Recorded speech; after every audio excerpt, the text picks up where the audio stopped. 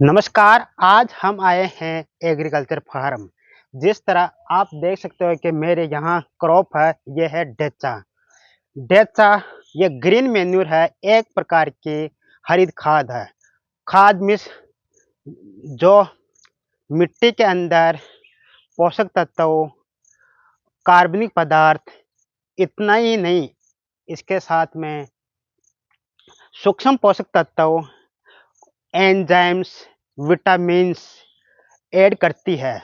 साथ में ही ये मिट्टी की भौतिक क्षमता, रासायनिक क्षमता और माइक्रोबायोलॉजिकल प्रॉपर्टीज को बढ़ाती है।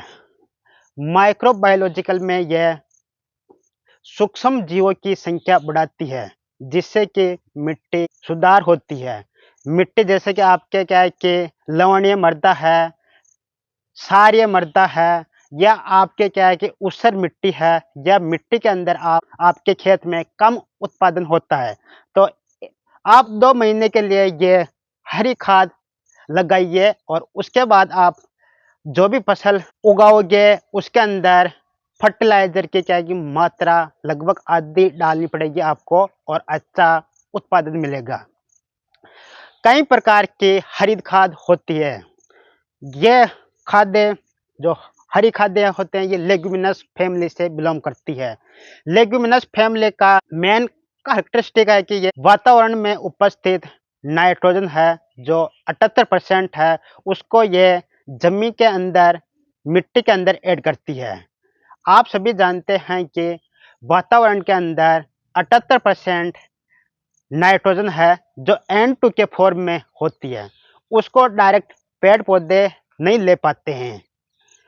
तो उसको क्या है कि ये लेग्यूमिनस प्लांट होती है, ये फिक्सेशन करती है, नाइट्रोजन का स्थिरीकरण करती है। जिस तरह ये देख सकते हैं कि ये हमने 1 महीने पहले सोइंग की थी और इसकी ऊंचाई लगभग 60 से 70 सेंटीमीटर हो चुकी है। और इसके आप रूट सिस्टम देख सकते हैं कि ये टैप रूट सिस्टम है। टैप का मतलब ये क्या गहरा जाता है, तो ये लगभग क्या है कि 10 10 से 13 सेंटीमीटर लंबा है। और इसके साथ में आप देख सकते हैं कि ये कुछ गांठें हैं। तो आप गांठें बता सकते हैं कि ये किसकी है, निमेटोड की है या फिर राइजोबियम की है। तो हम इस गांठे को क्या फोड़ोगे तो ये क्या पिंकिश कलर दिखेगा, तो मतलब ये राइजोबियम की है। जिस तरह आप देख सकते हैं ये पिंकिश कलर दिख रहा है, तो मतलब ये राइजोबियम की है। राइजोबियम जो बैक्टीरिया होता है, तो वो वातावरण में उपस्थित नाइट्रोजन को ये एमिनो एसिड प्रोटीन के रूप में ये कन्वर्ट करता है। और प्रोटीन से क्या है कि इसमें एनर्जी बनती है, और इसका सी एन रेशियो नेरो होता है, मतलब छोटा होता है, जिससे कि ये 1 वीक के अंदर ही डिकम्पोज हो जाती है। हरी खाद को हम 40 से 60 दिन के अंदर हम मिट्टी के अंदर मिलाते हैं। मिट्टी के अंदर मिलाना मीन्स ये इसमें हम रोटिवेटर ये चलाएंगे या हेरोइंग करेंगे, और ये जल्दी से डिकम्पोज हो जाएगी, क्योंकि इसका क्या है कि जो स्टेम होता है, पत्तियां होती है, सकुलेंट होती है, और ये नॉन फाइबरस होता है, तो ये इजीली डिकम्पोज होता है। अगर इसके कंपैरिजन में आप कोई सीरियल फसलें हैं, जैसे कि राइस है या गेहूं है, तो उसका स्टेम है या उसका स्टेबल है या हस्क है या उसका जो भी मटेरियल वो डिकम्पोज नहीं होता है, क्योंकि उसका सी एन रेशियो क्या है कि ज़्यादा होता है, लगभग 80 से 100 रेशियो 1 का होता है। फोटोसिंथेसिस उसमें भी होता है और फोटोसिंथेसिस इसमें भी होता है। फोटोसिंथेसिस के अंदर CO2 और H2O से कार्बोहाइड्रेट में कन्वर्ट होता है और कार्बन बनता है। आप सभी जानते हैं कि कार्बन वातावरण में CO2 से आता है, और हाइड्रोजन और ऑक्सीजन ये वाटर से आता है। तो ये स्ट्रक्चरल पोषक तत्व होते हैं जो CHO, ये लगभग 94 से 95% इसके अंदर प्लांट के अंदर होते हैं। बाकी के क्या है कि प्राइमरी पोषक तत्व, सेकेंडरी पोषक तत्व और माइक्रोन्यूट्रेंट होते हैं, जो ये टोटल 17 होते हैं। तो ये 6 से 7% तक वो होते हैं, और ये 90 से 95% तक ये CHO ओ का कंपोजिशन होता है। बेनिफिट ये है कि फर्स्ट तो है कि ये मृदा के अंदर कार्बनिक पदार्थ ऐड करेगी। कार्बनिक पदार्थ की क्षमता होती है कि अपने वेट के से 4 से 5 टाइम वो वाटर होल्डिंग कैपेसिटी ज़्यादा रखेंगे। उससे कि क्या है कि मृदा का इरोजन नहीं होगा, पानी का क्या है कि इनफिल्ट्रेशन बढ़ेगा, तो मिट्टी की क्या है कि पानी सोखने की क्षमता बढ़ेगी।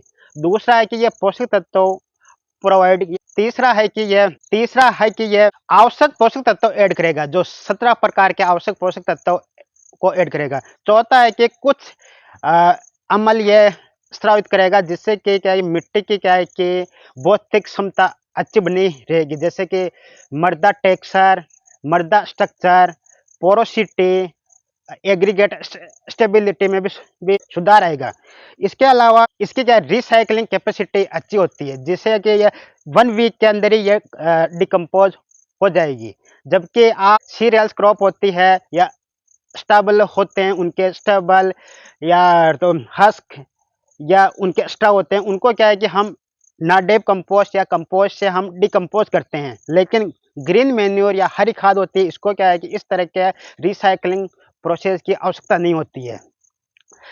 और इसके बाद में यह होता है कि इसमें क्या है कि इजीली क्या है कि किराई होती है, जैसे कि नाइट्रिफिकेशन, अमोनिफिकेशन, एमिनाइजेशन, जो बेनिफिशियल प्रोसेस होते हैं जो माइक्रोब्स के द्वारा ये होते हैं, जैसे कि नाइट्रोसोमोनास, नाइट्रोबैक्टर या अदर सूक्ष्म जीवों की संख्या बढ़ती है।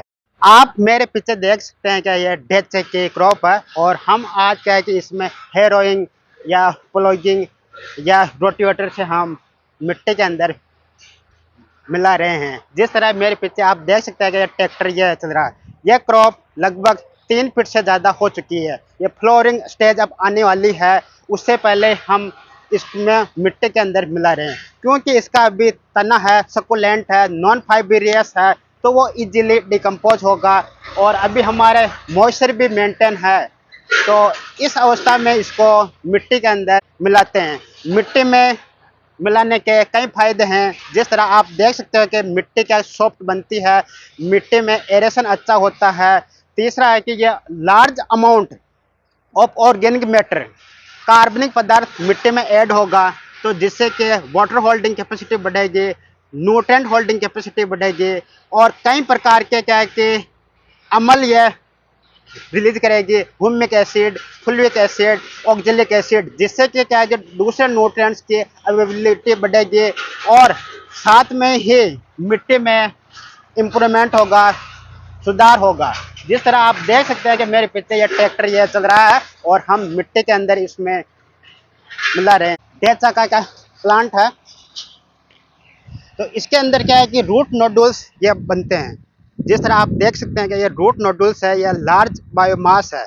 अगर ये रूट नोडुल्स किसके हैं, राइजोबियम के हैं या फिर निमेटोड के हैं। अगर हम इसको फोड़ेंगे तो अगर पिंकिश कलर अगर आपको दिखाई देता है, तो ये रूट नोडुल राइजोबियम के हैं। जिस तरह आप देख सकते हैं कि ये इन्वायरमेंट में उपस्थित नाइट्रोजन को ये अमीनो एसिड अमोनियम फॉर्म में कन्वर्ट करते हैं, जिससे कि प्रोटीन बनती है। ये रूट नोडुल्स है, और इसके अंदर क्या है कि हेयर्स कितने हैं, जिस तरह आप देख सकते हो कि ये न्यूट्रेंट एब्जॉर्ब करते हैं, और ये टैप रूट सिस्टम है। जितनी भी लेग्यूमिनस फैमिली है उसके अंदर टैप रूट सिस्टम पाया जाता है, जो डीप से क्या है कि रूट डेप्थ से क्या है कि न्यूट्रेंट का एब्जॉर्ब करता है, वाटर का एब्जॉर्ब करता है, जिससे कि प्लांट का क्या है कि वाटर की क्या सप्लाई होती है। जिस तरह आप देख सकते हैं कि आज हमने क्या है कि